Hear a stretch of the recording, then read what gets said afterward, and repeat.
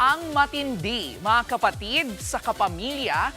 Simula po sa Lunes, mapapanood na ulit dito sa TV5 ang hari ng aksyon ng ating henerasyon na si Coco Martin.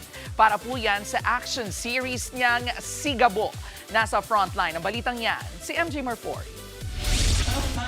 Totoo ang usap-usapan. It's a kapatid and kapamilya reunion. Dahil nagbabalik kapatid ang hari ng aksyon ng ating henerasyon na si Coco Martin. Pero hindi lang yan ang good news. Mga kapatid, may mahalagang announcement po ang ating TV5 President and CEO na si Sir Guido Zabaliero. Thank you. Mga kapatid, para sa mas maraming Pilipino, masaya kami na mapapanood sa TV5 ang Coco Martin's Sigabo. At sa pagbabalik ni na Coco at syempre ni Julia. Because we believe that this show deserves to be enjoyed by more Filipinos, whether you are a kapatid or a kapamilya. At syempre, mapapanood ang kapatid sa kapamilya.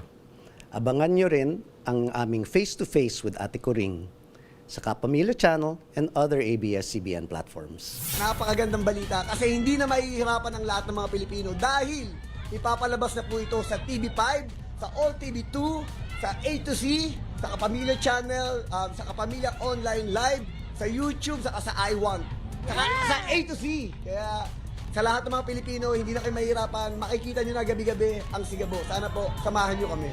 Simula Lunes, mapapanood na ang Sigabo pagkatapos ng Frontline Pilipinas. Sa June 29 naman magsisimula umere ang face-to-face with Ate Coring sa Kapamilya Channel at ABS-CBN platforms. Nagbabalita mula sa Frontline, MJ Marfori, News 5.